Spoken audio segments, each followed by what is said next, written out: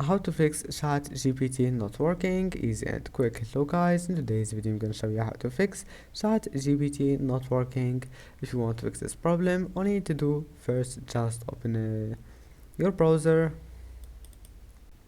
and then click these 3 points and then click history, and once you're here just click clear browsing data and then click all time and select select all of those, and then select browsing history and cookies and click clear data. After that just go back and try again, and if that doesn't fix it, it means that you need to change your browser. Just try another browser like Microsoft Edge.